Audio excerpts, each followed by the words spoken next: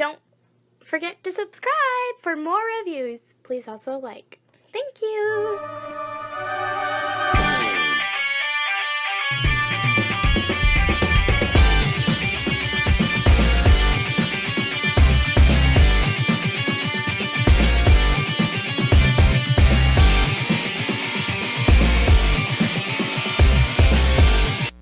Hello there everyone, Tom here again, and today we have the privilege of taking a look at the Magic Square Architect. Now, I'm not entirely sure how to pronounce this word, Brobningnag, don't really care. This is the same box for MSB01 or MSB02, Architect or Fire Extinguisher. So, yeah, here's the front of the box. Side of the box, back of the box shows product shots, all that good stuff. Side of the box, top of the box, and bottom of the box with warnings and things and don't eat stuff, and yeah. Let's see here. Opening up the box.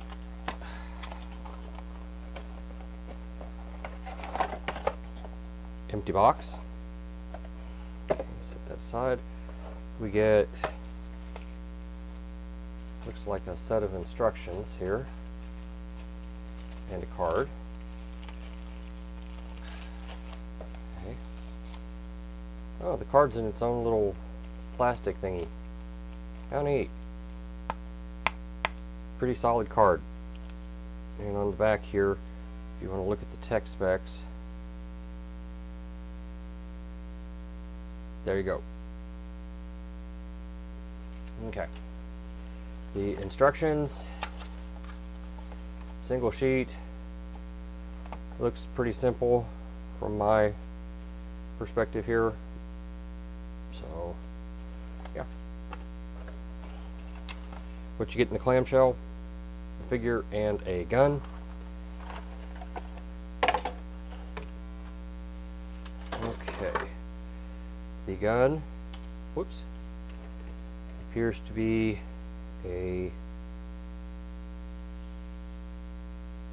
it's a single cast, but if you look, there's a little bit of silver right there on the gun, so that's kind of interesting. And can he hold it? Yeah, he can hold it just fine. So, let's take us a look here at this figure. Okay. Right off the bat, understand that he is a legend. Sorry about the cut there, folks. My dog was barking and it was rather annoying, so I thought I would just pause there and pick this back up. Height-wise, I'd say he's coming in at right about 4 inches to the tip of his thing here. Width-wise, shoulder to shoulder, it's pretty close to 2. Depth-wise, his feet are probably the thing that stick out the most. I would say that's 1 inch and 3/4. There's his scale with his measurements there. Let's see. Looking at the figure, let's zoom in here. Let's zoom in here just a little bit so we can get us a good look at him. That's a little bit too much of a zoom. Okay, so as you can see, he's got, can you see? Yeah, he's got metallic blue for the eyes, and they look really, really nifty, really nice. This is black paint, white paint, silver, coming down the figure, he's got, I think that's black plastic, silver,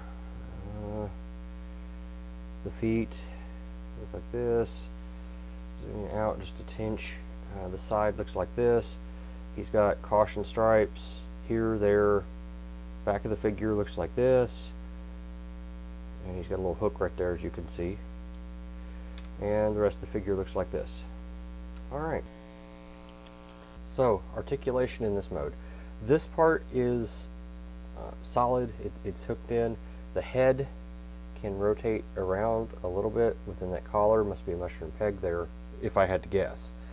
The arms are on a ball joint. You can see the joint right here. It can go all the way around. The elbow on this side can bend to 90 degrees. This side, I don't know if I'm just not doing it right or what, but that's as far as I can get that one to bend. There's a pin right here, if you all could see it, right there, and that's where the joint is. Unless I'm just totally missing something, which I always grant is a possibility. That's it. That's what you get. Bicep rotation is built into the mushroom peg that you can almost see right there. His arms can go out to the sides that far. That's it. Waist rotation is unhindered.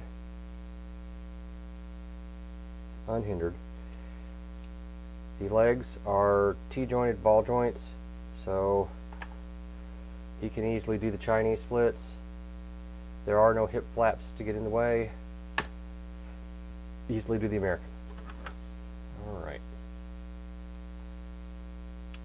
Thigh rotation is thanks to a ball joint, a mushroom peg right here. This thing slides up and down if it serves you a purpose. The foot is on a ball joint, so you get,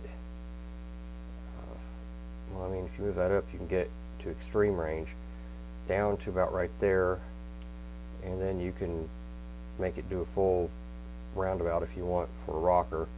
And his knee gives you 90 degrees. So he's not the most articulated figure that I possess.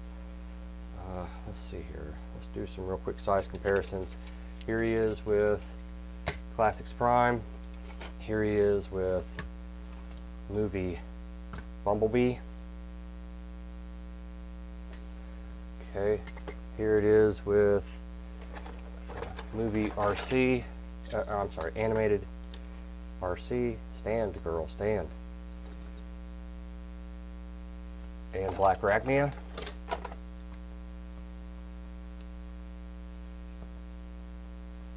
Again, we're just trying to establish a sense of scale. I want to go ahead and give him his gun. Alright, there's that, in case that matters to anybody. Here it is with the die-cast metal and plastic Optimus Prime that I have, and the Versus set that I have Optimus Prime. Let's see here. Here it is with the DX9 Dinobot, and I guess we need a mainline Hasbro, don't we? There's Nemesis Prime. Again, just for your sense of scale.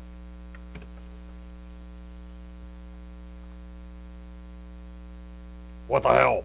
Why am I this tall? Fix this. That's better. Don't ever let that happen again. Nemesis, I don't know what you're complaining for. We're just looking at this figure here. He looks like a pansy. One of those intellectual types. Well, not everyone in your war can be, a warrior. You have to have some people designing the weapons and, humanitarian aid and all that. That's racist. By the very definition, you can't have humanitarian aid to an alien. What? What the hell are you talking about, Nemesis? You know exactly what I'm talking about. Humanitarian aid has human right in it. I'm a transformer. I'm a creature of either Primus or Unicron or I don't know. I'm not sure how I exactly came to be, but don't start referring to me as a human. I'm not a human. Alright, can we get back to the figure? Because the figure's important. Screw him. I'm the important one here. What are you laughing at? Well, I thought I was trying to do a review on this figure and you won't let me. Can I have a raise? Get the hell out of here. I go. But never forget, I'm always watching.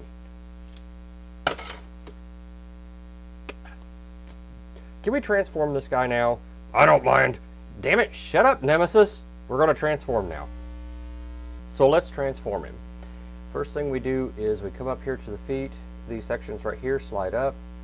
So we go ahead and slide those up all the way.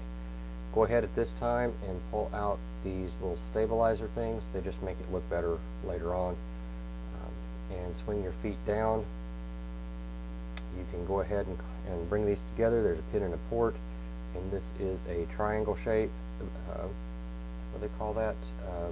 A dovetail. That's a dovetail right there. That'll go into that socket right there. I would recommend doing it first and then bringing that in, and you can put that together, and that makes the back of the vehicle. Next, come here and unpeg your windows from the sides here. Pop this up, and this accordion's out. Pull up these little pieces right here. They were just down like this. Pull them up. Pull your little flap up right here to make the cab. This reminds me so much of Mixmaster.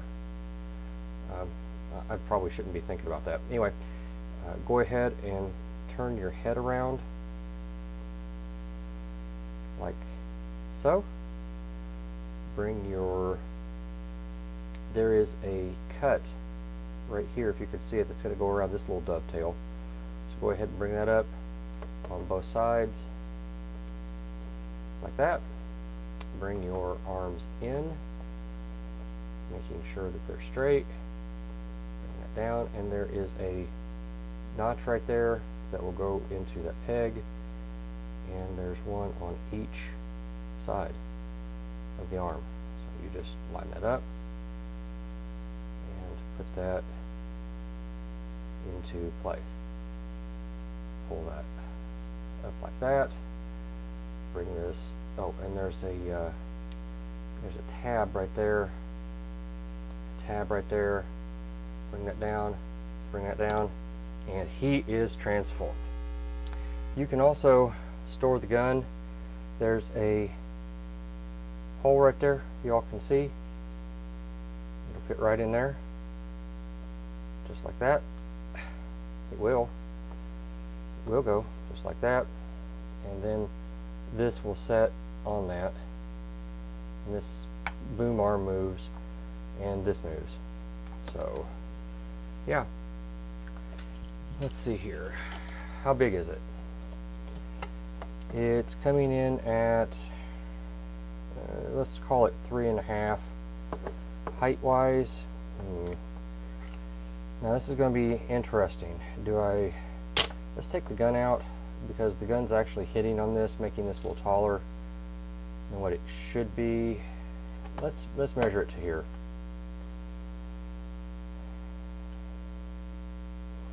Inch and 5/8 would be my estimate. How wide is it? From here to here, we're looking at 1.5 inches. Alright, scale comparison, here it is with Classics Optimus. Okay, here it is with Movie Hound. Here it is with Bumblebee. And just because, here it is with G1 Mixmaster, just to give you a sense of scale with the G1. I mean, it's comparable right there. So yeah.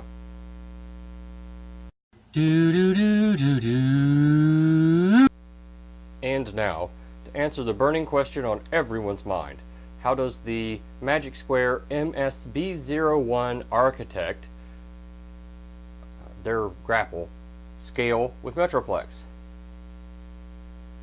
And here you can see Architect in the hand of Metroplex with Generations RC for scale. And here it is in alt mode in the hand of Metroplex. Final thoughts wise, the plastic is good. I mean, it feels pretty decent. The sculpt is pretty good. I would have liked it to be bigger, but for what it was going for, I get it. The wheels all roll, that's kind of nice. It looks the part. It looks like Grapple. It looks like a Legend scale Grapple. It's got decent sized heft to it. Not great heft, but decent sized. So, yeah. This all boils down to one specific question. Is it worth the price? And I paid $40 US for this guy. I understand Magic Square is a new company. I can't justify spending that much money on a Legend scale figure. It wasn't that long ago we were spending, what was it, 60, 65 on a masterpiece sized car. Oh, and just so you know, I was able to get this elbow to bend. This little piece here moves. It just was really, really, really stiff, but I did get it. This is a really good example of how big it is. So ask yourself when you're looking at this, we're collectors. Would you pay $40 for a G1 representation today? If you would, by all means, go buy this thing. Me? Unless they drop the price significantly to, you know, the $30 range, probably not. I mean, I'm looking at the Iron Factory stuff, and I'm wondering, how much am I willing to pay for an Iron Factory? And if I'm willing to pay $40 for an Iron Factory, I should be willing to pay $40 for a Magic Square. But these, I don't know which one's built better. I can't really compare the two and tell you which one's built better, but it's sticker shock with this one as opposed to this one. So yeah, I hope that helps in some small manner. Thank you for watching, and I will see you on the next review. Thank you for watching my Papa's channel. Please subscribe and like. Thank you.